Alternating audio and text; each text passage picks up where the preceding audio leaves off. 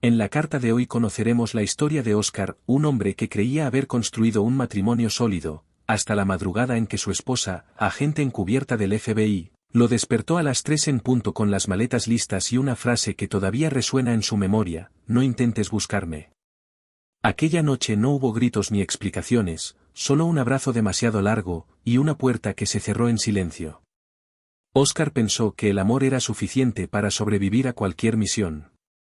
Pero cuando la persona que duerme a tu lado pertenece a un mundo donde todo es secreto, incluso el corazón empieza a volverse territorio desconocido. Y a veces, lo más difícil no es la distancia, es lo que el silencio hace contigo mientras esperas. Si te apasionan las historias intensas, humanas y llenas de giros inesperados, suscríbete ahora al canal y activa las notificaciones. Aquí cada carta es una confesión que puede cambiar la forma en que ves el amor, la lealtad y los secretos. Quédate hasta el final, porque esta historia apenas comienza. Me llamo Óscar Valverde. Tengo 43 años, soy profesor de Historia Contemporánea en la Universidad de Salamanca, y durante casi una década creí que entendía mi propia vida con bastante claridad. Tenía un trabajo que amaba, un piso con suelos de madera que crujían de manera distinta según la hora del día, una biblioteca que era mitad mía y mitad de la mujer con quien me casé. Creía que la madurez era sinónimo de seguridad. Que el amor, si era honesto y constante, bastaba para sostenerlo todo. Me equivocaba. Pero eso lo entendí demasiado tarde, en una madrugada de enero con la cama fría y una maleta junto a la puerta que nadie me había dicho que existía. Si tuviera que señalar el momento exacto en que comenzó todo, elegiría una tarde de octubre de 2011, en una librería de la calle Libreros, en el centro de Salamanca. Una tarde sin ningún mérito especial, de esas en las que la ciudad parece haberse dormido sobre sí misma y la luz entra por los escaparates con esa pereza dorada que tiene el otoño castellano. Yo había entrado a buscar una novela que me había recomendado un colega de la facultad. Tengo la costumbre incurable de perderme entre las estanterías mucho más tiempo del que debería. Esa tarde, sin embargo, lo que me detuvo no fue ningún libro. Fue una voz. Una mujer discutía con el dependiente, un chico joven, algo intimidado, sobre la veracidad histórica de una novela policial ambientada en la Transición española. No era una discusión agresiva. Era precisa. Ella citaba fechas, contextos, contradicciones internas del texto con una seguridad que no provenía de la pedantería sino de algo más genuino, la convicción de quien ha pensado de verdad en lo que dice. Le escuché argumentar que una novela podía permitirse la licencia dramática, pero nunca la deshonestidad estructural, porque entonces dejaba de ser ficción y se convertía en manipulación con buena encuadernación. Me acerqué porque no pude evitarlo. Marina tenía 34 años en aquel entonces, aunque yo no lo sabía todavía. Llevaba el pelo recogido con descuido, una chaqueta oscura de lana, y miraba al dependiente con una paciencia que no era condescendiente sino genuinamente pedagógica. Cuando me vio acercarme, no cambió de expresión. Me miró con la misma atención directa con la que miraba todo, como si yo también fuera un dato que había que evaluar antes de decidir qué hacer con él. Le di la razón, porque la tenía. Le dije que la deshonestidad estructural en la ficción era, en cierto modo, más peligrosa que la mentira declarada, porque se camuflaba entre cosas verdaderas. Ella me miró un segundo más de lo necesario antes de responder, con una ligera sonrisa: eso es exactamente lo que acabo de decir, pero usted lo ha dicho con más palabras y peor ritmo. Nos tomamos un café en el bar de la esquina. Luego otro. La conversación fue de los libros a la historia, de la historia a la memoria familiar, de la memoria familiar al silencio. Me llamó la atención que ella supiera escuchar de una manera poco común, sin esa impaciencia que tiene la mayoría de la gente cuando espera su turno para hablar. Marina escuchaba como si lo que el otro decía fuera a importarle después. Como si estuviera archivando, no por frialdad, sino por un respeto profundo hacia las palabras ajenas. Me enamoré de eso antes de enamorarme de ella. O quizás eran la misma cosa. Nos casamos 18 meses después, en una ceremonia civil pequeña en Salamanca, con sus padres, su madre portuguesa, su padre de Valladolid, y los míos llegados desde Burgos. Sin grandes celebraciones. Sin discursos largos. Ninguno de los dos queríamos el espectáculo, queríamos la sustancia. Nos instalamos en un piso amplio cerca de la Plaza Mayor, con esos suelos que crujían y una biblioteca compartida que fue, desde el principio, el corazón visible de nuestra vida en común. Ella trabajaba, según me explicó desde el principio, en consultoría de seguridad para organismos internacionales. Viajes frecuentes, contratos de confidencialidad, horarios irregulares. Yo lo acepté con la misma naturalidad con la que se aceptan las condiciones de una persona adulta que tiene una vida antes de ti. No soy de los que piden cuentas constantemente. Soy, quizás demasiado, de los que confían. Nuestro matrimonio era tranquilo de una manera que a mí me parecía sana y que ahora entiendo como incompleta. Hablábamos de todo, de libros, de política europea, de nuestras familias, de lo que queríamos construir, pero había en ella una zona a la que yo simplemente no accedía. Durante un tiempo creí que eso era respeto mutuo. Que no hace falta conocer cada rincón de alguien para amarlo bien. Que la intimidad no es sinónimo de transparencia total. Me lo repetí muchas veces, con la convicción ordenada de alguien que prefiere la paz a la verdad incómoda. Luego llegó la llamada. Fue un martes de febrero, casi un año después de la boda. Yo estaba leyendo en el salón cuando el teléfono de Marina sonó con una urgencia diferente a la de los teléfonos normales. Ella salió a la cocina a contestar, pero la puerta no cerró del todo, y yo no busqué escuchar. Simplemente, escuché. El tono de su voz cambió de un modo que no había visto nunca, más corta, más seca, más pequeña de alguna manera. Escuché un nombre en clave que no entendí. Escuché la palabra operativo. Escuché que decía, en un inglés rápido y bajo, algo sobre confirmar presencia fuera de protocolo. Y luego silencio. Cuando volvió al salón, me miró un segundo demasiado largo. Le pregunté quién había llamado. Me dijo que un cliente, que había surgido un problema menor. La observé con esa atención nueva que nacía en ese momento y que ya no me abandonaría, la postura diferente, los hombros ligeramente tensos, los ojos que no terminaban de posarse en los míos. Le dije su nombre con calma, con una calma que me sorprendió a mí mismo, y le dije que creía que había cosas que no me había contado. Hubo un silencio largo. Uno de esos silencios que ya contienen la respuesta antes de que lleguen las palabras. Luego se sentó frente a mí y me dijo, con una voz al mismo tiempo firme y agotada, hay cosas que no puedo contarte. No porque no quiera. Sino porque contártelas podría hacerte daño, y protegerte es la única parte de todo esto en la que no estoy dispuesta a negociar. No era la confesión entera. Era solo el borde de algo mucho más grande. Pero en ese momento entendí que mi matrimonio tenía una habitación a la que yo nunca tendría llave. Y elegí, con los ojos abiertos, quedarme en las otras habitaciones. Elegí creer que el amor que sí podía ver era suficiente para sostenerme. Esa decisión, con el tiempo, se convirtió en la más cara de mi vida.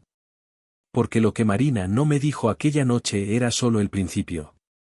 Y lo que vendría después, la madrugada, las maletas, el abrazo demasiado largo, la puerta cerrándose en silencio, eso cambiaría no solo mi vida, sino la de alguien que aún no había nacido. Hay una diferencia entre estar solo y sentirse abandonado.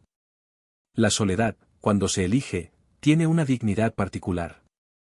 Puedes organizarla, habitarla, incluso encontrar en ella una especie de compañía silenciosa. El abandono, en cambio, no pregunta. Llega de madrugada, con maletas preparadas y un abrazo que dura demasiado, y te deja en medio de una casa que sigue oliendo a la persona que ya no está. Eso fue lo que viví durante los 12 meses que siguieron a aquella noche de enero. Pero voy demasiado deprisa. Necesito contarlo bien, porque contarlo mal sería una segunda traición, y ya he cometido suficientes errores en esta historia como para añadir uno más. La madrugada en que Marina se fue, yo me desperté sin saber por qué. No hubo ruido. No hubo movimiento brusco. Fue como si alguna parte de mí, la parte más antigua y más animal, hubiera percibido antes que los ojos algo que el resto tardó en procesar. Eran las 3 en punto. Lo sé porque miré el despertador con esa precisión mecánica que tiene el cuerpo cuando intenta aferrarse a datos concretos en medio de algo que no comprende. Marina estaba sentada en el borde de la cama. Vestida. Con el abrigo puesto. Y al otro lado de la puerta entreabierta del dormitorio, en el pasillo, había dos maletas medianas apoyadas contra la pared con una compostura que me resultó obscena. Como si llevaran horas allí. Como si hubieran sido preparadas con tiempo, con cuidado, con la conciencia de alguien que sabe exactamente lo que está haciendo. Me incorporé despacio. Ella no me detuvo ni me animó. Solo me miró, y en esa mirada había algo que todavía hoy me cuesta nombrar. No era culpa exactamente. Era algo más parecido al dolor de quien hace lo que cree que debe hacer aunque sepa que va a romper algo que no tiene reparación fácil. Me cogió la mano.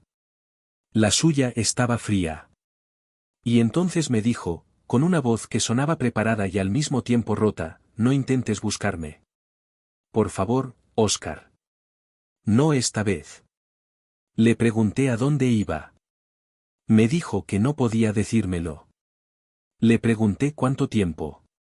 Me dijo que no lo sabía con exactitud, pero que calculaba un año, quizás algo más. Le pregunté si estaba en peligro. Y ahí fue donde noté que algo cruzaba su cara, no miedo exactamente, sino la sombra de alguien que lleva demasiado tiempo cargando con información que no puede compartir con nadie que le importe de verdad. Me dijo que hiciera lo que tenía que hacer. Que cuidara la casa. Que no dejara morir las plantas del balcón, que era lo único que me pidió, que no tenía ningún peso real y que, precisamente por eso, me partió algo por dentro. Luego se levantó, recogió las maletas sin hacer ruido, y antes de llegar a la puerta se giró una última vez. El abrazo que me dio duró demasiado para ser un hasta luego y demasiado poco para ser todo lo que necesitaba. Olía a su perfume habitual, ese que compraba siempre en una perfumería pequeña de la calle Zamora, y ese olor cotidiano en medio de algo tan extraordinario me resultó insoportable. La puerta se cerró con una suavidad que dolía más que cualquier portazo. Me quedé sentado en la cama durante un tiempo que no supe medir.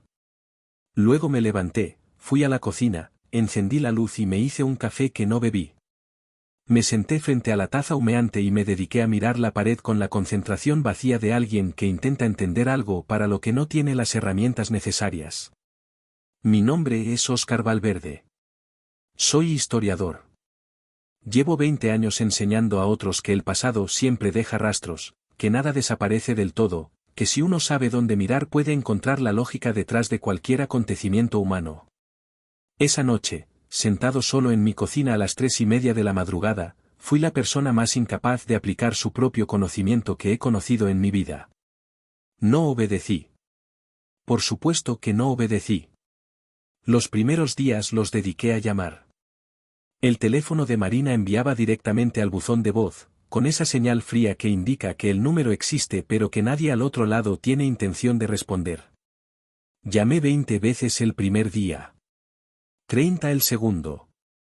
Al tercero dejé de contar, pero no dejé de llamar.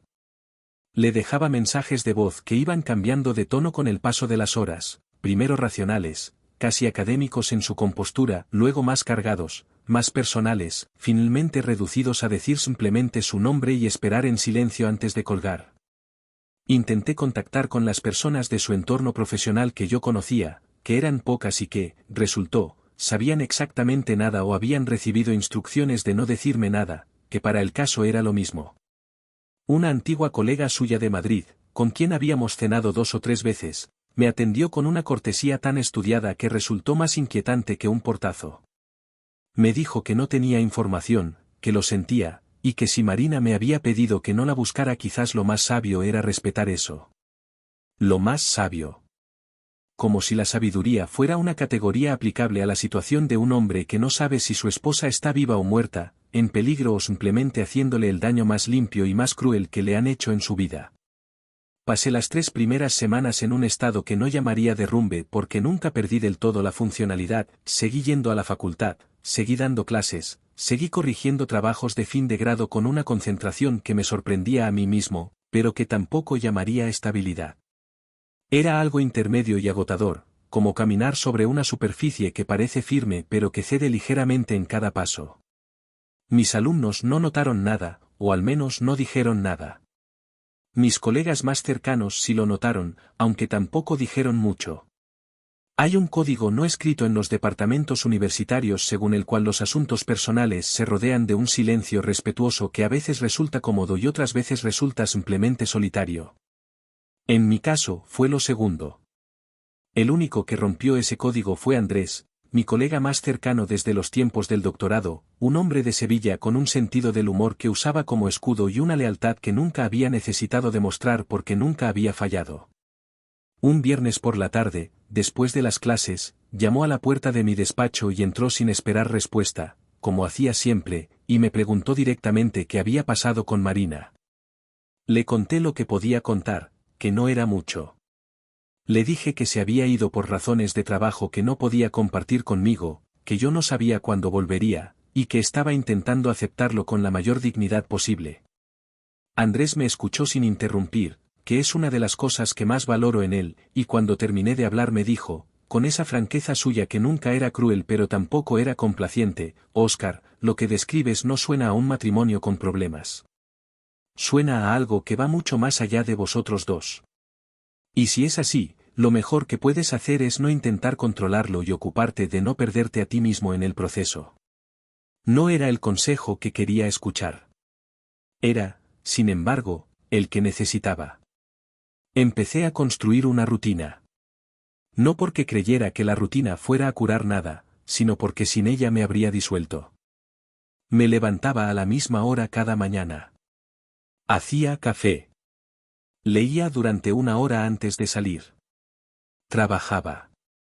Comía. Volvía a casa.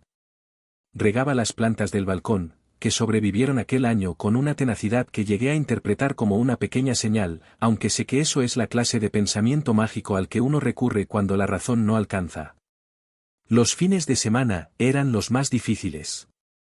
Los días laborables tenían estructura, tenían obligaciones, tenían la distracción misericordiosa del trabajo. Los sábados y domingos, en cambio, la casa se expandía de un modo extraño. Los silencios eran más largos. Los objetos de Marina, sus libros, su taza favorita, el chal que dejó colgado en el perchero del recibidor, adquirían una presencia casi física que me resultaba difícil de ignorar. No guardé nada. Pensé en hacerlo, en reorganizar el espacio para que su ausencia fuera menos visible, pero algo en mí se resistió. Quizás era esperanza.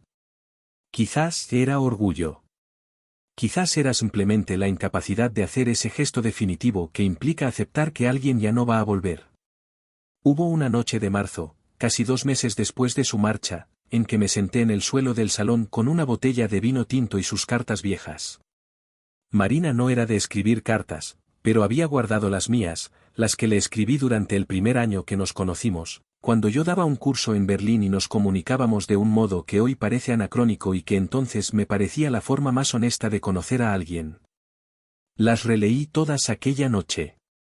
Mi propia voz desde años atrás, enamorada y segura de sí misma, describiendo una mujer que yo creía conocer completamente. Fue la única vez que lloré de verdad durante aquellos 12 meses. No de tristeza exactamente, sino de algo más complejo, la conciencia de la distancia entre quien yo había creído ser y quien resultaba que era. El hombre de esas cartas tenía respuestas. El hombre sentado en el suelo de su salón a las 11 de la noche solo tenía preguntas. Los meses de verano trajeron consigo una especie de tregua involuntaria. Las obligaciones de la facultad se redujeron, lo que era un arma de doble filo, pero decidí usar ese tiempo para retomar un proyecto de investigación que llevaba años aplazado. Un estudio sobre las redes de información clandestina durante los últimos años del franquismo, el modo en que personas ordinarias construyeron estructuras de comunicación paralelas al margen del control oficial. Hay una ironía en esa elección que no me pasó desapercibida.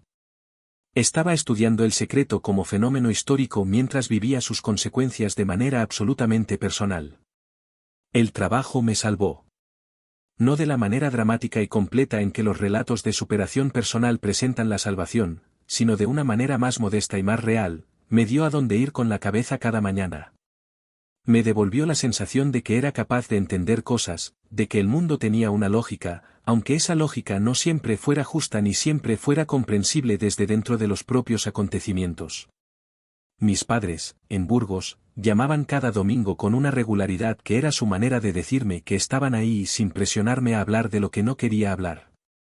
Mi madre preguntaba por Marina con una discreción que le debió de costar un esfuerzo considerable, porque ella es una mujer que prefiere la claridad a la diplomacia y el silencio le resulta físicamente incómodo. Mi padre, en cambio, nunca preguntaba directamente. Me hablaba de su huerto, de un libro que estaba leyendo, del partido del fin de semana, con esa habilidad suya para mantener conversaciones que en la superficie no dicen nada y que por debajo lo dicen todo. En septiembre recibí el único contacto que tuve de Marina durante todo ese año. No fue una llamada. Fue un mensaje de texto desde un número que no reconocí, compuesto por 2 frases que releí tantas veces que terminé por memorizar su tipografía exacta tal y como aparecía en la pantalla: estoy bien. No te preocupes por mí. 4 palabras en la primera frase. 5 en la segunda. Sin firma, aunque la firma era innecesaria. Intenté llamar al número. Comunica. Intenté rastrearlo a través de personas que conocía con acceso a ese tipo de información. Nada. El número no existía de ninguna manera verificable, lo cual, paradójicamente, me confirmó que existía de maneras que yo no tenía acceso a comprender. Guardé ese mensaje con el cuidado con el que se guarda algo frágil. Lo leía de vez en cuando, no buscando información nueva, no había ninguna, sino buscando el tono. Intentando leer entre las palabras lo que las palabras no decían. Estoy bien. No te preocupes por mí. Era un mensaje de alguien que pensaba en mí lo suficiente como para escribir, pero que no podía o no quería darme más que eso. Era, a su manera, un acto de cuidado.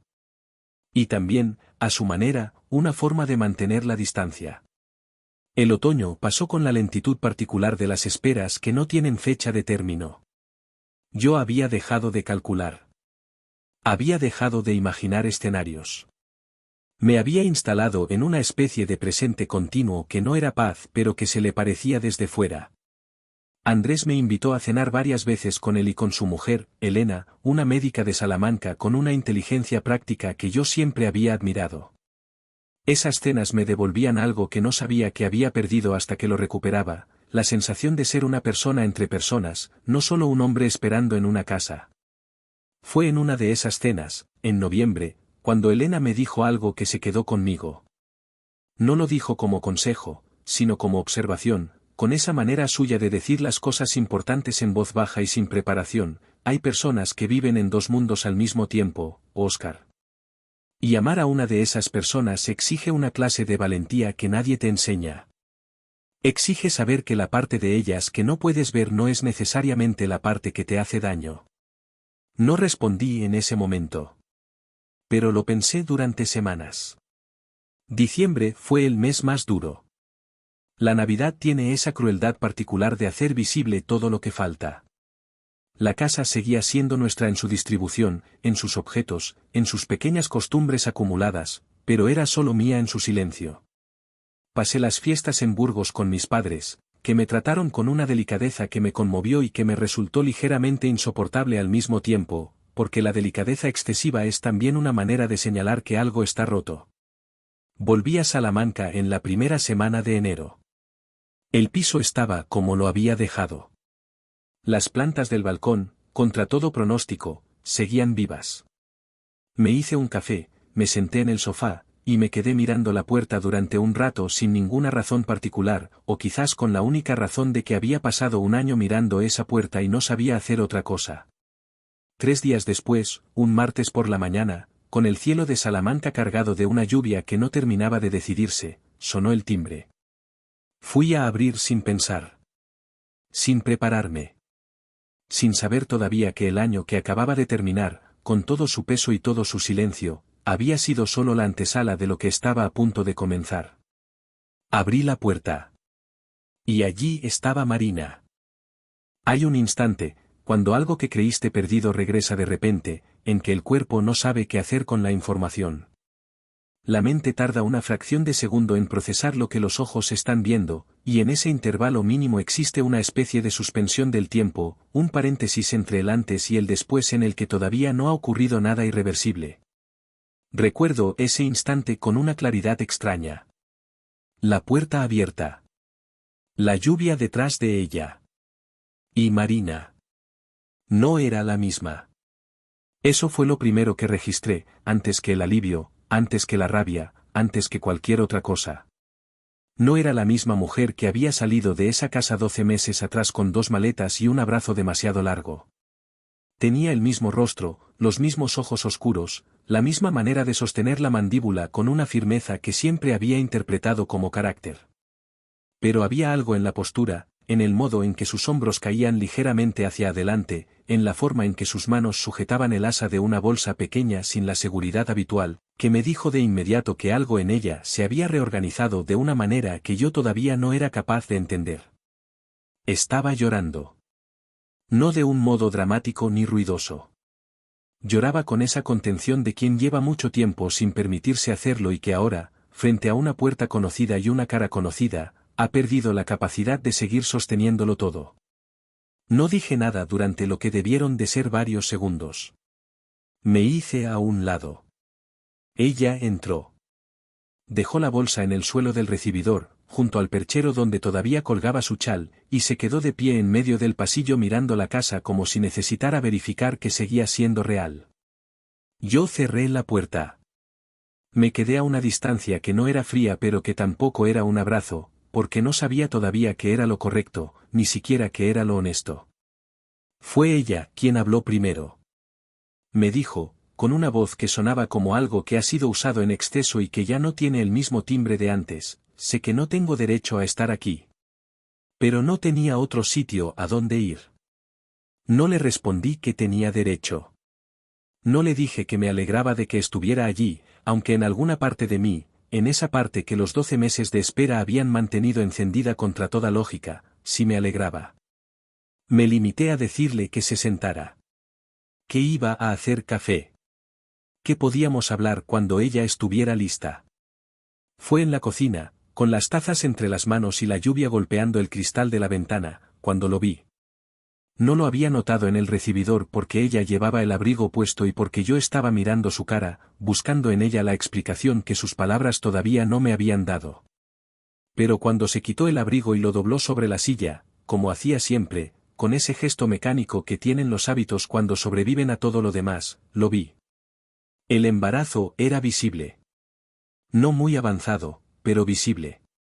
Pocas semanas, diría yo, sin saber nada de esas cosas, pero suficiente para que no hubiera ninguna duda sobre lo que estaba viendo.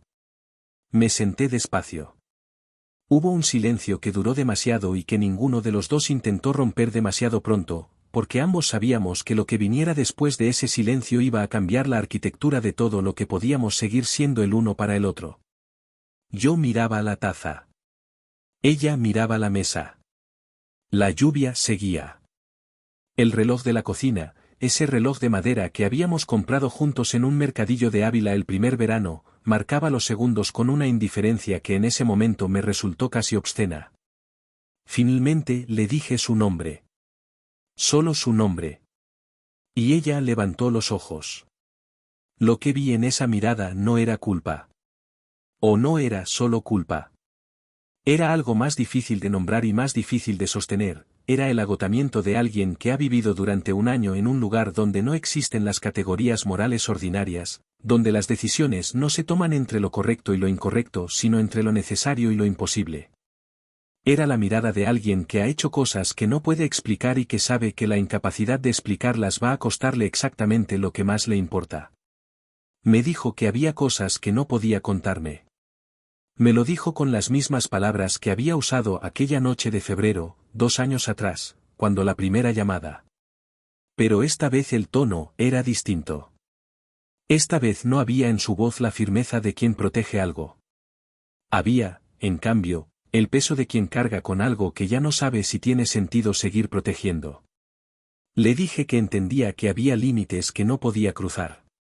Que no le estaba pidiendo detalles de ninguna operación ni nombres ni lugares.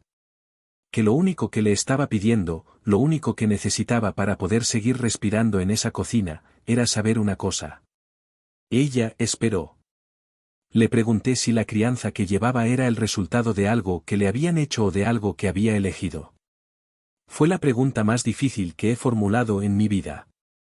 No porque me costara encontrar las palabras, sino porque me costó encontrar el valor para escuchar la respuesta. Marina tardó un tiempo en contestar. Cuando lo hizo, su voz era muy baja y muy cuidadosa, como la de alguien que elige cada palabra sabiendo que cada una va a dejar una marca. No fue una elección en el sentido en que tú y yo entendemos esa palabra. Pero tampoco fue algo que me hicieron. Fue algo que ocurrió en un territorio donde yo era otra persona, con otro nombre, viviendo una vida que no era la mía, y donde las líneas entre lo que eres y lo que finges ser se vuelven, con el tiempo, imposibles de distinguir. No me dijo más. Y yo no pregunté más. No porque no tuviera preguntas. Las tenía, y eran muchas, y algunas de ellas eran tan afiladas que me daban miedo formularlas en voz alta. Pero había algo en lo que ella acababa de decir que me pidió, silenciosamente, un tipo de respuesta que no era comprensión ni perdón sino algo más anterior a esas dos cosas, la disposición a quedarme en la misma habitación sin salir corriendo. Me quedé. Le dije que podía quedarse esa noche. Que hablaríamos más, cuando los dos estuviéramos menos al límite.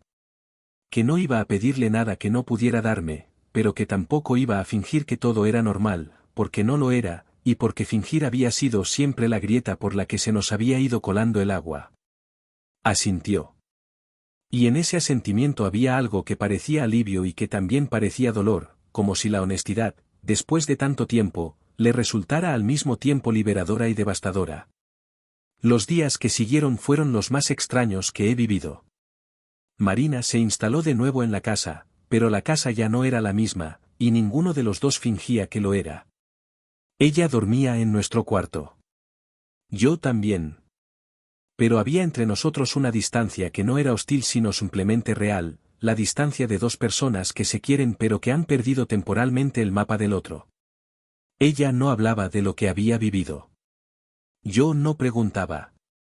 Pero había conversaciones que sí teníamos, conversaciones sobre cosas pequeñas y concretas, que comprar en el mercado, si la calefacción hacía un ruido nuevo, si el libro que yo estaba leyendo valía la pena, que eran en realidad conversaciones sobre otra cosa. Sobre si todavía podíamos estar en el mismo espacio sin que el peso de lo no dicho lo aplastara todo. Sobre si el hábito de quererse podía sobrevivir al daño que hace el secreto cuando se prolonga demasiado. Andrés fue el único al que le conté que Marina había vuelto. Se lo dije en una frase, sin detalles, y él tuvo la sabiduría de no pedirlos. Solo me preguntó cómo estaba yo. Le dije que no lo sabía. Me dijo que eso era una respuesta honesta y que las respuestas honestas, aunque incómodas, eran siempre el mejor punto de partida.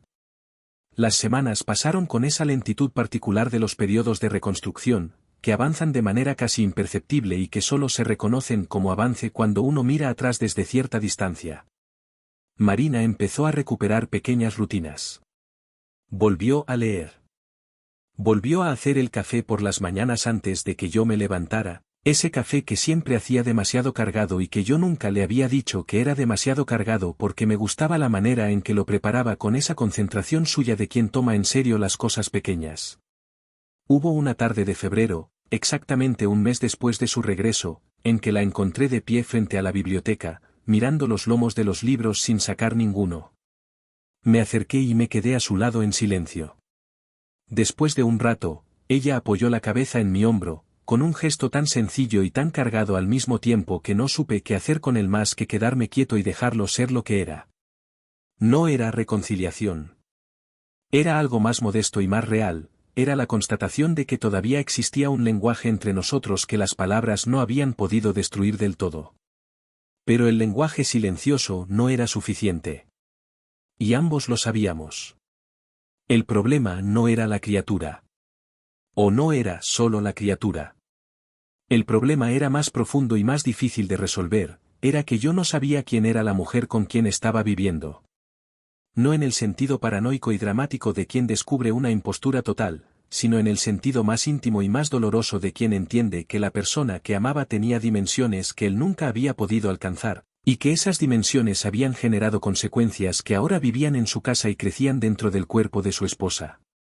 Una noche, ya en marzo, mientras cenábamos en silencio con el sonido de la televisión de fondo, ese sonido de fondo que uno pone no para ver nada sino para que el silencio no sea tan evidente, Marina apagó el televisor y me miró. Me dijo que entendía si yo no podía quedarse. Que lo entendería. Que no me pediría que cargara con algo que no había elegido cargar. Que ella asumiría las consecuencias de sus decisiones sola, como siempre había hecho, y que si yo necesitaba salir de esa historia para preservar lo que quedaba de sí mismo, tenía todo el derecho del mundo a hacerlo. La escuché sin interrumpirla.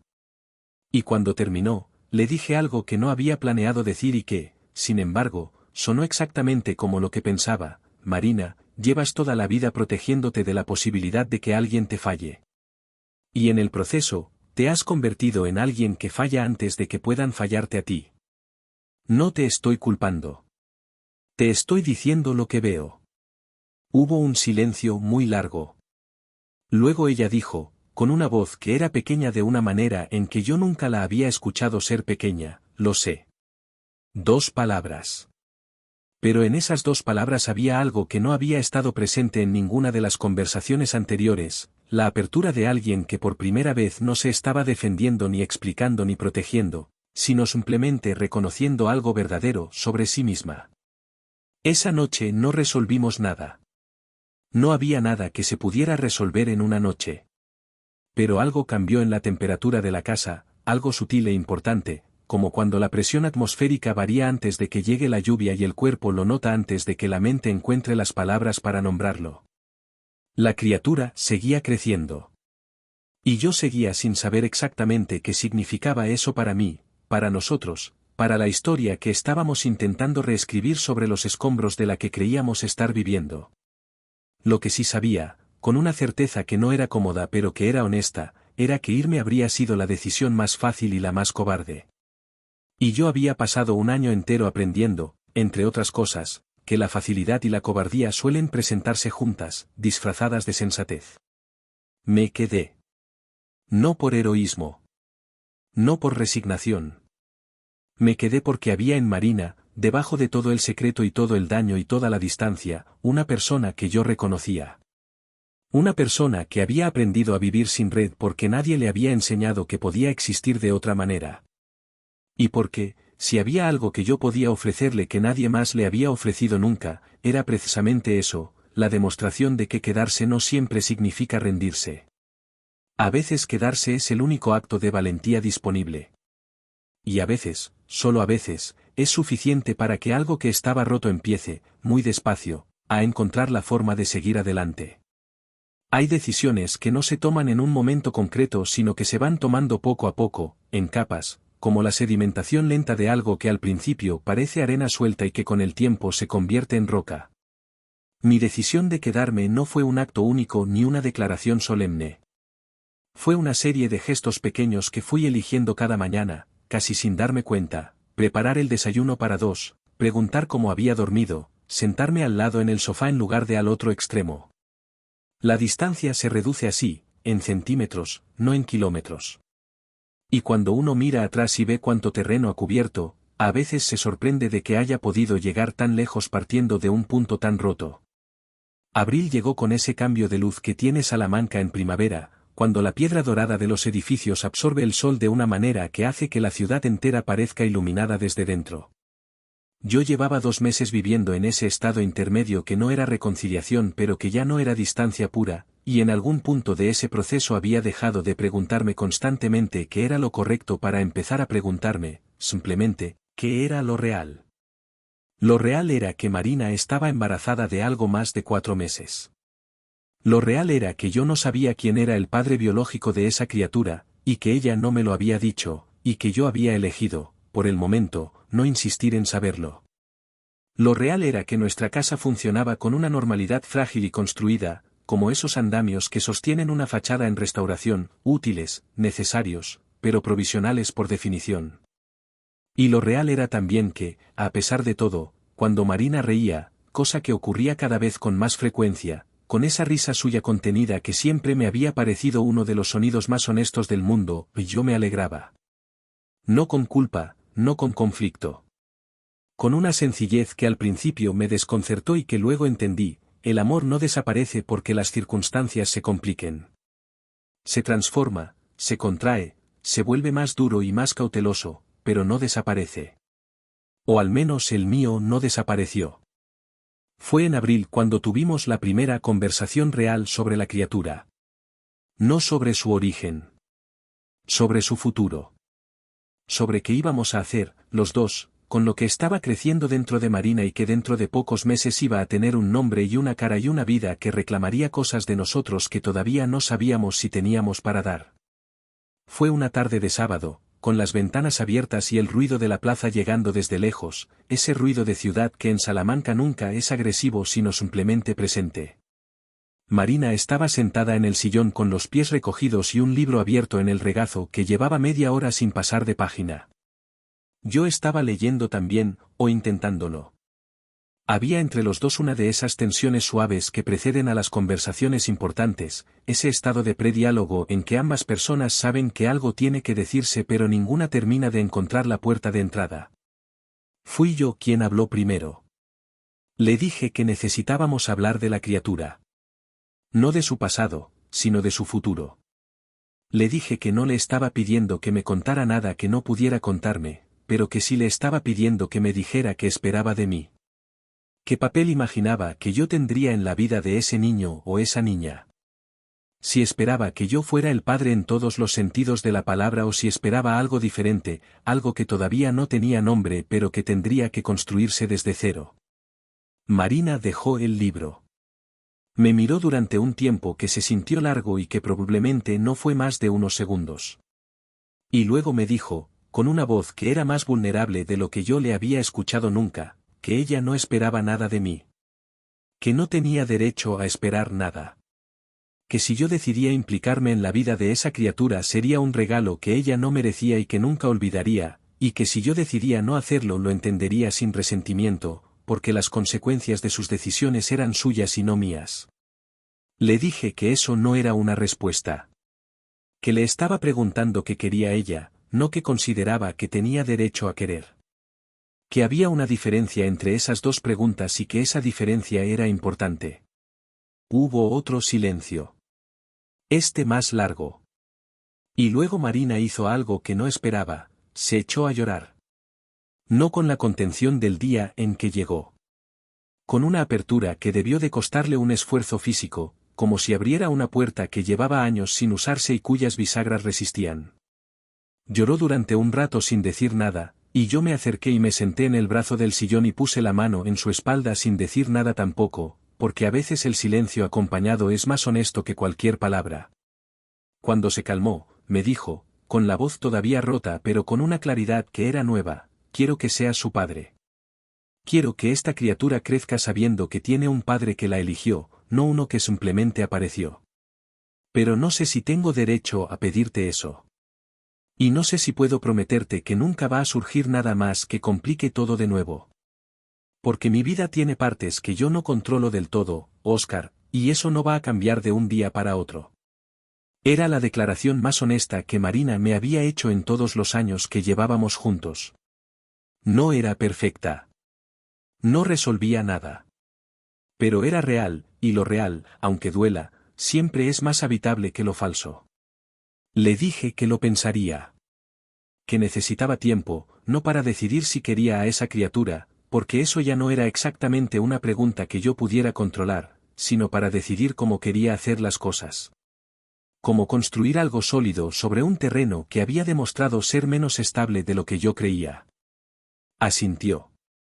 Y en su asentimiento había algo que no había estado presente antes, respeto. El respeto de quien acepta que el otro necesita espacio para pensar sin interpretarlo como rechazo.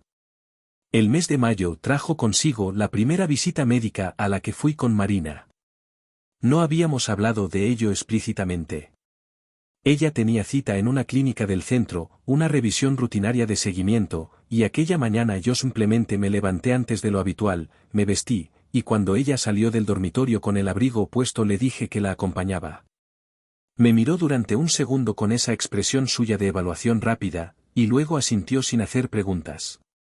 La sala de espera era luminosa y tranquila. Había dos parejas más esperando, ambas con esa mezcla de nerviosismo y esperanza que tienen los espacios de la vida que están a punto de cambiar. Me senté al lado de Marina. Ella tenía las manos cruzadas sobre el regazo. Yo tenía las mías sobre los muslos. No nos tocábamos, pero estábamos juntos, y en ese pequeño detalle había algo que los dos sentimos aunque ninguno lo nombrara. La ecografía fue la primera vez que la criatura dejó de ser un concepto y se convirtió en algo concreto. El médico, un hombre de unos 50 años con una calma profesional que resultaba reconfortante, nos mostró la pantalla y explicó lo que estábamos viendo con esa pedagogía práctica de quien ha hecho lo mismo miles de veces pero que nunca lo hace con automatismo. Vi una silueta pequeña y perfectamente formada. Vi el movimiento rítmico de un corazón que latía con una constancia que me pareció, en ese momento, la cosa más valiente del mundo. Era una niña. No sé exactamente qué ocurrió dentro de mí en ese instante. No fue un pensamiento articulado ni una decisión consciente. Fue algo más parecido a una reorganización, como cuando las piezas de algo que estaba en desorden encuentran de pronto su lugar sin que nadie las haya movido deliberadamente. Miré esa pantalla y algo en mí supo, con una certeza que no necesitaba argumentos, que esa niña era mía. No biológicamente, quizás. Pero sí en el único sentido que con el tiempo he llegado a entender como verdadero, en el sentido de la elección. Marina no me miró durante la ecografía. Miraba la pantalla con una concentración absoluta, con los ojos brillantes de alguien que está intentando guardar cada detalle en la memoria como si pudiera necesitarlo después. Pero cuando salimos de la consulta y nos detuvimos en la acera, con el sol de mayo sobre los tejados de Salamanca, me cogió la mano. Sin mirarme. Sin decir nada. Solo eso. La dejé cogerla. Junio fue el mes en que empezamos a hablar de nombres. No de manera formal ni solemne.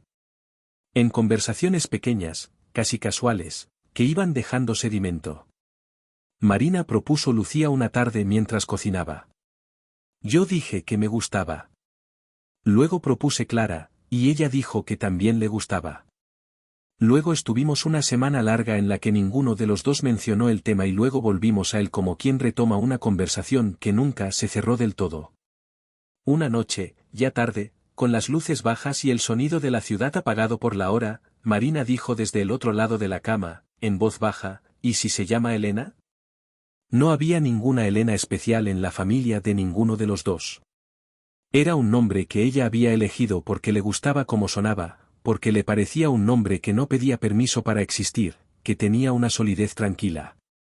Le dije que me gustaba.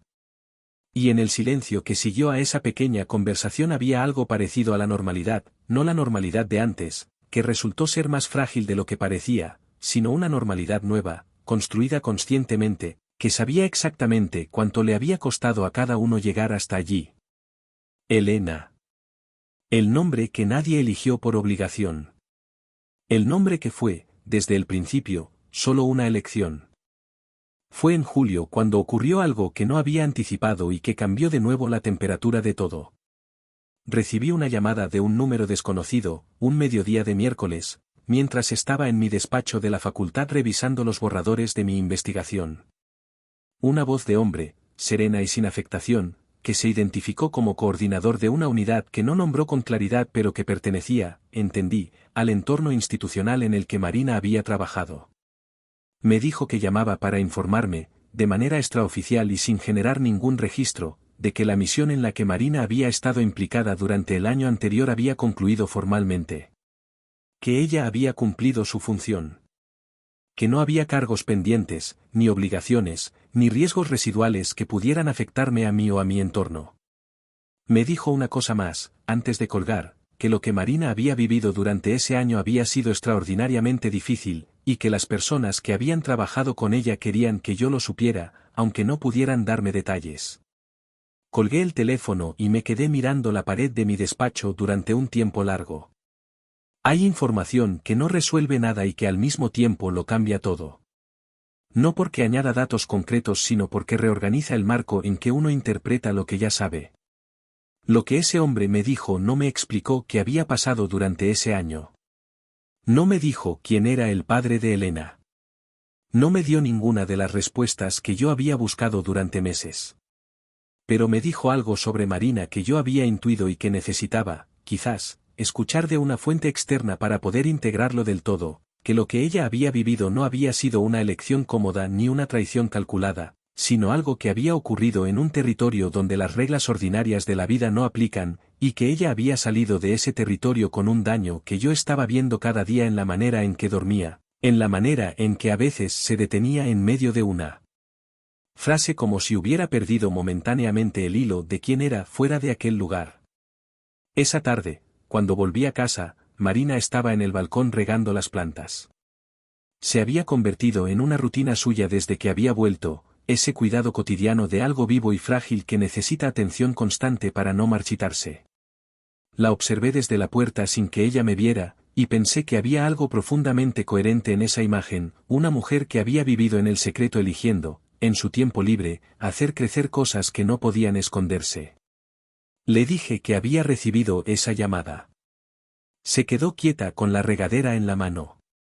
Luego se giró despacio y me miró con una expresión que era mezcla de alivio y algo parecido al miedo, el miedo de quien ha esperado mucho tiempo una conversación y no sabe exactamente qué forma va a tener cuando llegue. No le pedí explicaciones. Le dije que no necesitaba saber más de lo que ella pudiera contarme. Que lo que sí necesitaba, lo único que le pedía, era que si alguna vez volvía a haber algo que nos afectara a los dos, algo que pusiera en riesgo nuestra casa o nuestra hija, me lo dijera antes de que yo tuviera que descubrirlo solo. Que no le estaba pidiendo transparencia total. Le estaba pidiendo, simplemente, que no me dejara fuera de mi propia vida. Marina apoyó la regadera en el suelo. Se acercó. Y me dijo, con una voz que era la más directa y la más entera que le había escuchado en mucho tiempo, eso puedo prometértelo. No como garantía de que nada va a complicarse nunca más. Sino como compromiso de que si algo se complica, lo enfrentamos juntos. Que no vuelvo a salir por esa puerta sin decirte lo que pueda decirte. No era la promesa perfecta. Tenía límites y los dos lo sabíamos. Pero era una promesa honesta, y una promesa honesta con límites declarados vale infinitamente más que una promesa perfecta construida sobre silencio. Le dije que era suficiente. Y lo era. Agosto llegó con el calor seco de la meseta castellana y con la sensación, nueva y todavía frágil pero real, de que estábamos construyendo algo. No recuperando lo que había sido, porque lo que había sido era también, en parte, una ilusión cómoda. Sino construyendo algo diferente, algo que sabía exactamente lo que había costado y que por eso, quizás, tenía una solidez distinta. Elena crecía. Marina ganaba color. Yo empecé a dormir mejor. Hay noches en que uno se despierta a las 3 de la madrugada y la oscuridad es simplemente oscuridad, sin amenaza, sin ausencia. Esas noches habían vuelto. Y con ellas, despacio, con la cautela de quien ha aprendido que nada se sostiene solo, volvía también algo que yo había dado por perdido y que resultó ser más resistente de lo que creía. La posibilidad de confiar. Hay una imagen que guardo de aquellos últimos meses del embarazo que vuelve a mí con una frecuencia que ya no me sorprende. Marina sentada en el suelo de la que iba a ser la habitación de Elena, rodeada de cajas a medio abrir y de ese olor particular que tiene la pintura nueva cuando todavía no ha terminado de secarse. Yo de pie en el umbral, con un vaso de agua en la mano que había ido a buscarle y que ella había olvidado pedirme. Los dos en silencio, pero un silencio diferente a todos los silencios que habíamos habitado antes, no el silencio de lo que no se puede decir, sino el silencio de lo que no necesita decirse. Hay una diferencia enorme entre esas dos clases de quietud, y aprender a distinguirlas fue, quizás, la cosa más importante que hice en toda esa historia. Elena nació un miércoles de octubre, al amanecer, con el cielo de Salamanca todavía oscuro y las campanas de la catedral marcando las 7 en punto con esa solemnidad que tienen las catedrales cuando uno está demasiado cerca de algo enorme para procesarlo del todo. Fue un parto largo y difícil, de esos que los médicos describen como complicados con una calma profesional que no consigue del todo disimular la tensión que hay debajo. Yo estuve en el pasillo durante horas, sentado en una silla de plástico con las manos cruzadas y la cabeza inclinada hacia adelante, sin rezar exactamente pero haciendo algo que se le parecía, una especie de concentración interior dirigida hacia Marina, como si pudiera transmitirle algo útil a través de las paredes. Cuando la enfermera salió a buscarme, me dijo que todo había ido bien y que podía pasar. Entré en la sala con esa cautela extraña de quien sabe que está a punto de cruzar un umbral del que no hay vuelta atrás. Marina estaba agotada de una manera que iba más allá del cansancio físico. Tenía los ojos brillantes y la expresión de alguien que acaba de sobrevivir a algo y que todavía no ha terminado de procesar que está al otro lado. En sus brazos había una criatura pequeñísima, envuelta en una tela blanca, con la cara arrugada y los puños cerrados con una determinación que me pareció, de inmediato, profundamente suya. Me acerqué. Marina levantó los ojos hacia mí y me dijo, con una voz que era solo un hilo pero que tenía más peso que cualquier cosa que me hubiera dicho antes, saluda a tu hija. No dijo una hija. Dijo tu hija. Con el artículo posesivo colocado con una precisión que no era accidental. Y en esa pequeña construcción gramatical había una declaración que ningún documento legal habría podido formular con más claridad. Cogí a Elena en brazos por primera vez con el cuidado torpe e instintivo de quien nunca ha tenido un recién nacido entre las manos y que de repente entiende, de manera visceral e irrevocable, que la fragilidad de algo no lo hace menos sólido sino, al contrario, más real que cualquier cosa robusta que haya tocado antes. Era muy pequeña. Pesaba 3 kilos y 200 gramos, me dirían después. Tenía el pelo oscuro, como Marina. Y tenía los ojos, en ese primer momento en que los abrió brevemente antes de volver a cerrarlos, de un color todavía indeterminado que con el tiempo se convertiría en un castaño claro, casi dorado, que no se parecía al de ninguno de los dos y que fue, desde el principio, completamente suyo. Me quedé mirándola durante un tiempo que no supe medir. Y pensé, con una claridad que no esperaba en ese momento, esto es mío. No en el sentido de la posesión, que siempre me ha parecido la manera más empobrecida de entender el amor, sino en el sentido de la responsabilidad elegida. Esta persona, que no me pidió nada para existir, que llegó al mundo en medio de una historia que ni ella ni yo habíamos escrito, era mía en el único sentido que con el tiempo he llegado a considerar verdadero, porque yo había elegido estarlo. Los primeros meses con Elena en casa fueron los más exhaustos y los más completos que recuerdo. El cansancio de los recién nacidos es una categoría propia que no se parece a ningún otro tipo de agotamiento. Es un cansancio que tiene capas, la privación de sueño, por supuesto, pero también la tensión constante de quien vigila algo frágil, la hiperconciencia de cada sonido y cada movimiento, la paradoja de estar física y emocionalmente al límite mientras experimentas simultáneamente una especie de plenitud que no tiene nombre preciso en ningún idioma que yo conozca. Marina se recuperó despacio del parto, más despacio de lo habitual según los médicos, aunque sin complicaciones graves.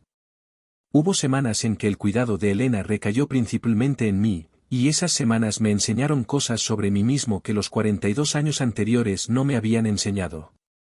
Me enseñaron que soy capaz de funcionar con 4 horas de sueño si hay algo que lo justifique.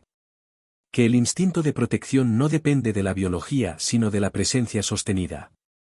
Que dar el biberón a las 3 de la madrugada en la oscuridad del salón, con Elena mirándome con esa atención absoluta e indefensa de los bebés, era uno de los actos más íntimos que había experimentado en mi vida. Andrés vino a conocer a Elena un domingo de noviembre, con su mujer Elena, la misma Elena cuyas palabras me habían acompañado durante los meses difíciles, y con una botella de cava y una expresión de alegría genuina que me conmovió más de lo que esperaba. Cuando cogió a la niña en brazos y la miró con esa mezcla de ternura e incomodidad que tienen los hombres que no están acostumbrados a los recién nacidos, me dijo en voz baja, casi al oído, algo que guardé. Hay hombres que se convierten en padres el día en que nace un hijo. Y hay hombres que se convierten en padres el día en que deciden serlo. Los segundos, en mi experiencia, son los mejores. No respondí nada. Pero lo guardé. La convivencia con Marina durante esos primeros meses tenía una textura nueva que tardé en identificar y que al final nombré, para mí mismo, como honestidad práctica. Ya no hablábamos alrededor de las cosas.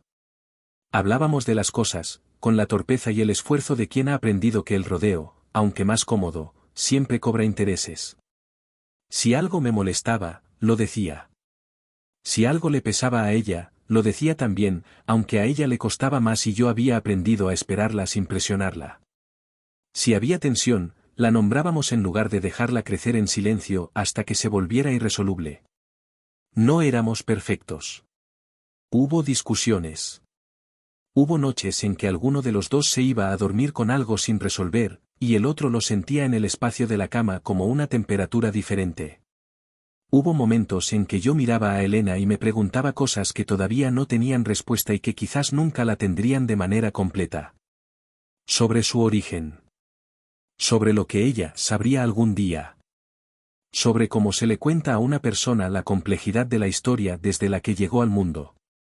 Esas preguntas no desaparecieron. Pero dejaron de ser el centro de gravedad de todo. Se convirtieron en algo que existía en la periferia, reconocido y pendiente, pero que no gobernaba el presente de manera tiránica. Fue en la primavera siguiente, cuando Elena tenía casi 6 meses, cuando Marina me contó algo que no me había contado antes. No todo. Nunca todo. Hay partes de ese año que ella no me ha contado y que yo, con el tiempo, he llegado a aceptar que quizás nunca conoceré, no porque ella me las oculte por elección sino porque hay experiencias que resisten la traducción al lenguaje ordinario, que solo tienen sentido dentro del contexto en que ocurrieron y que sacadas de ese contexto se convierten en otra cosa, distorsionada e incompleta. Pero me contó lo suficiente. Me contó que durante aquel año había vivido con otra identidad, en otra ciudad que no nombró, en el interior de una estructura que requería de ella una presencia total, sin fisuras, sin la posibilidad de mantener ningún vínculo emocional con su vida real. Me dijo que había momentos en que perdía el hilo de quién era en realidad, no de manera patológica sino de una manera más sutil y más perturbadora, como cuando uno lleva tanto tiempo hablando un idioma extranjero que empieza a pensar en él y olvida momentáneamente cómo se dice algo en el propio. Me dijo que lo que había ocurrido con el padre de Elena había sido el resultado de esa confusión. No una traición calculada. No un amor paralelo. Algo más complicado y más difícil de juzgar, el desliz de alguien que por un tiempo dejó de saber exactamente dónde terminaba el personaje y dónde empezaba la persona. Me dijo que cuando lo supo, cuando entendió que estaba embarazada, lo primero que sintió no fue pánico sino una especie de ancla. Como si la criatura que crecía dentro de ella fuera la primera cosa real, biológicamente indiscutible, que le devolvía al mundo en que ella había elegido vivir antes de todo aquello. Me dijo que por eso volvió. No por costumbre. No por conveniencia.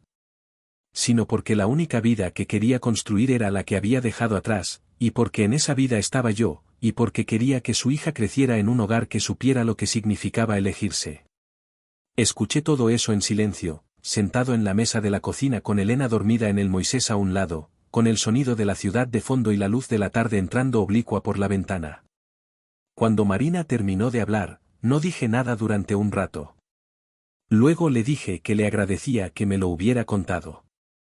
No con el agradecimiento condescendiente de quien concede algo sino con el agradecimiento genuino de quien entiende lo que le ha costado al otro ponerse en ese lugar de exposición.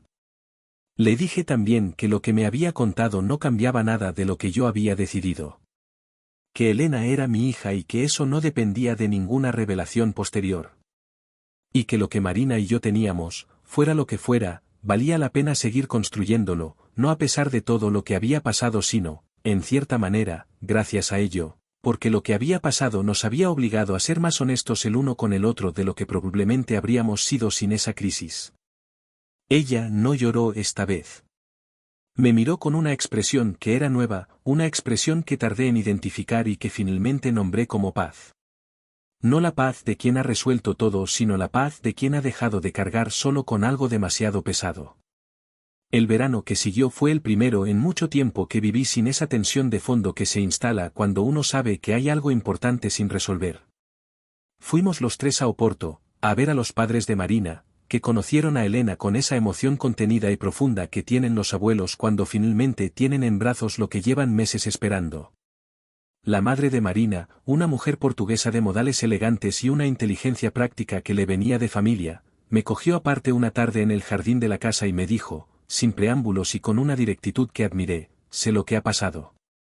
No los detalles, pero lo suficiente. Y quiero que sepa que lo que usted ha hecho por mi hija y por esa niña es lo más generoso que he visto hacer a un hombre en mucho tiempo. Le dije que no me consideraba generoso. Que había tomado las decisiones que me parecían las únicas habitables. Que la generosidad implica dar algo que te cuesta y que yo, en realidad, había ganado más de lo que había dado. Me miró con una expresión que mezclaba escepticismo y afecto, y me dijo, eso es exactamente lo que diría un hombre generoso. Elena cumplió un año en octubre, con una fiesta pequeña en casa a la que vinieron Andrés y su mujer, los padres de Marina que habían venido desde Oporto, y mis padres desde Burgos. Mi madre tuvo a Elena en brazos durante casi toda la tarde con una naturalidad que me conmovió, porque mi madre es una mujer que no hace gestos vacíos, y su manera de sostener a esa niña era la declaración más clara posible de que para ella no había ninguna pregunta pendiente sobre a quién pertenecía Elena. Mi padre, que habla poco pero siempre dice exactamente lo que piensa, se me acercó al final de la tarde, cuando los demás estaban en el salón y nosotros dos estábamos en la cocina recogiendo, y me dijo, con esa sencillez suya que nunca ha necesitado ornamento, ¿estás bien, hijo? No era una pregunta. Era una constatación. Y tenía razón. Estaba bien. No con la ingenuidad de antes, que confundía la ausencia de conflicto con la presencia de solidez. Sino con la solidez más difícil y más verdadera de quien ha pasado por algo que podría haberlo deshecho y ha salido del otro lado con más claridad sobre lo que quiere y sobre quién es. Han pasado 3 años desde aquella mañana de octubre en que Elena llegó al mundo. Tiene 3 años ahora, y habla con una fluidez que nos sorprende a los dos, y tiene una manera de hacer preguntas que me recuerda a Marina en la librería la tarde en que la conocí, directa, sin rodeos, con la convicción de quien cree que las preguntas merecen respuestas reales. Marina trabaja ahora en un ámbito diferente, un trabajo de consultoría que también tiene sus confidencialidades pero que no requiere de ella esa otra vida paralela. Hay cosas de las que todavía no hablamos, territorios del pasado que permanecen cerrados por acuerdo tácito, no porque los hayamos olvidado sino porque hemos aprendido que no todo lo que ocurrió necesita ser revisitado constantemente para ser integrado. Hay heridas que cicatrizan mejor si uno no las toca cada día. Hay noches en que me despierto y escucho el silencio de la casa y pienso en el camino que nos trajo hasta aquí. En la librería de la calle Libreros y el café de la esquina. En la llamada de febrero y el primer secreto. En las maletas junto a la puerta y el abrazo que duró demasiado. En el año de espera y el mensaje de 4 palabras. En la puerta abriéndose y Marina llorando en el umbral. En la ecografía y el nombre elegido sin obligación. En la madrugada de octubre y el peso pequeño y perfecto de Elena en mis brazos por primera vez. Y pienso que si hubiera sabido, aquella tarde en la librería, todo lo que vendría después, no sé con certeza si habría elegido lo mismo. Esa honestidad me parece necesaria. No soy un héroe de ninguna historia. Soy un hombre que tomó las decisiones que pudo tomar con lo que tenía en cada momento, y que tuvo la suerte, porque también fue suerte, no solo virtud, de que esas decisiones lo llevaran a un lugar habitable. Lo que sí sé es que el amor no es el estado inicial de las cosas. No es lo que se siente en un café de Salamanca cuando alguien te dice que hablas con demasiadas palabras y mal ritmo. Eso es el comienzo, y el comienzo es fácil. El amor es lo que ocurre después. En los silencios incómodos y las conversaciones difíciles. En las madrugadas con un recién nacido y en las tardes en que uno se sienta al lado del otro sin necesitar decir nada. En la decisión, tomada cada día de nuevo, de seguir eligiendo a alguien aunque esa elección cueste. Marina está dormida ahora. Elena también. La casa está en silencio, con esa quietud particular de las noches cuando todo lo que importa está a salvo dentro de estas paredes. Hay objetos que guardan el peso de los comienzos. Una taza de café preparada para 2. Un libro abierto en el sillón. Un par de zapatos pequeños junto a la puerta, abandonados con la urgencia despreocupada de quien todavía no sabe que el mundo puede complicarse. Esos zapatos son de Elena. Y esta casa, con todo lo que costó construirla, es nuestra. Eso es lo que decidimos llamar hogar.